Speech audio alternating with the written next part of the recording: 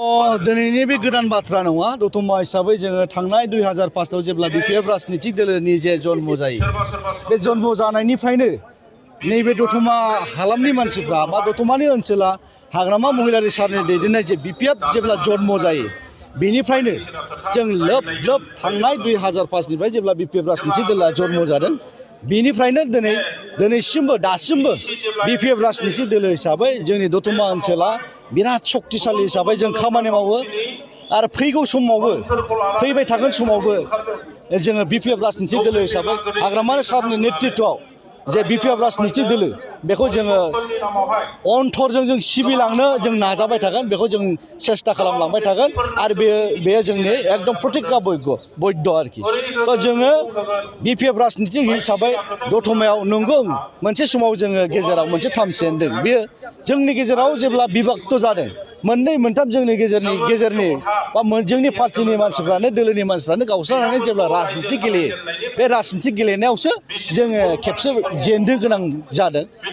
बेनिफ्राय आरो बिपिएफ राजनिति दोलो हिसाबै जोङो बिराद सक्रिय भाबै जोङो खामानि मावगासिनो दं रायजो राजाफ्रा जोंनि बिपिएफ राजनिति दोलोखौ बिराद अनसायो आरो फैबाय थागोन समाव बिपिएफ राजनिति दोलोनि जानानै बे ओनसोलनि रायजो राजाया दतमानि जे रायजो राजाया दतमा समष्टिनि जे रायजो राजाया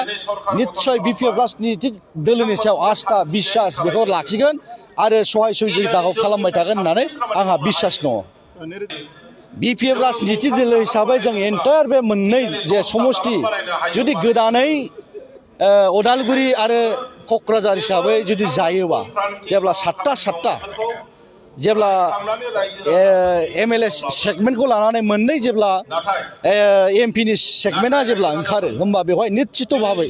बिपिएफ राजनितिक दोलो हिसाबै मोननैयावबो देरहागोना एकदम रोखा बे 100% मानो होनोबा आं बुंनाय बाथ्रा नङा जोंनि बे ओनसोलनि बे 33 लाख बा 35 लाख बे ओनसोलनि बिटिसि ओनसोलनि रायजो राजाया बिपिएफ राजनितिक दोलोखौ 80% मानसिया सहजुगिता खालामगोन बेहा जोंहा एकदम गृह बिश्वास आरोखि ओंखायनो बिपिएफ राजनितिक दोलोआ रायजो राजानि सहायाव फैगौ 2024 नि जे लकसभानि इलेक्सन बेवहाय मोननैबो सिटखौ जों देरहागोना एकदम रोखा बेखौ बे गावसिनिसो भइस किन्तु थांनाय जे 2020 निफ्राय बिथांमोना जे डिसेम्बर मासनिफ्राय बिथांमोना जे बिटिसि ओनसोलाव शासन भारखौ जेब्ला मोनदों जेब्ला लादों बेनि सिगां बिथांमोना बे ओनसोलनि रायजो राजानि भटखौ लानो बे बिटिसिनि ओनसोलनि रायजो राजानि भटखौ बिनाय समाव बिथांमोना जे खोथाखौ बुंनानै जे कमिटमेन्ट होनानै बिथांमोना भटखौ बिदोंमोन दिनै दासिम दिनै 19 मार्चसिमाव बिथांमोना मोनसेबो बे ओनसोलनि गावसोर जे कमिटमेन्ट होनाय जे प्रतिश्रुति होनाय बिथांमोना दिनैसिम मोनसेबो पालन खालामनो हायाखै बिनि थाखायनो बे ओनसोलनि रायजो राजाया बिथांमोननि जे बिथांमोननि शासन भाराव थाबाबो बिथांमोनखौ बाद होनानै बिपिएफ राजनितिक दोलोजों दले जगदान होनानै फैगौ 2024 बा 25आव बिटिसि इलेक्सन जागोन बेवहाय जोंजों सापर्ट खालामनानै जोंखौ देरहासार होगोना एकदम रोखा जों बुंनो हायो बिपिएफ राजनितिक दोलो हिसाबै जोंनि ओनसोलनिया दतमा समष्टि हिसाबै दिनैनि दिनाव गोदान नङा दतमा समष्टिया हदाय सानफ्रोमबो बर' जाथिनि थैनाय थांनायनि बाथ्रा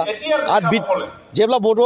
आन्दोलननिफ्राय जोंहा बेवहाय मोनसे हसेथनाया दंखायो आरो बेनि उनाव बिटिसि जन्म जाखांनायनि उनावहाय बिटिसिखौ फोथांनांगौनि सार्थआव बिटिसिनि 6 सिडुलनि जे पावार एन्ड फांसन बेखौ इनटेक लाखिनांगौनि सार्थआव बिपिएफ राजनितिक दोलोआ बा दतमानि रायजो राजा बिपिएफजों 100% बा 101% बिपिएफ राजनितिक दोलोजों बे ओनसोलनि रायजो राजाया थागोन बे रोखा आरो आं खावलायगोन जोंनि बे बिटिसि ओनसोलनि मानसिया बिटिसिनि जे मर्यादा बेखौ इनटेक लाखिफिननांगौनि सार्थआव बिपिएफ राजनितिक दोलोखौ बयबो बे मा बाङालि मा आदिबासि मा बेंगलि मा माइनरिटि गासिबो दले सापर्ट खालामनानै फैगौ समाव बिपिएफ राजनितिक दोलोनि आखायाव सक्तिखौ बा खुंथायनि गोहोखौ होफिनगोना एकदम 100% रोखा आरोखि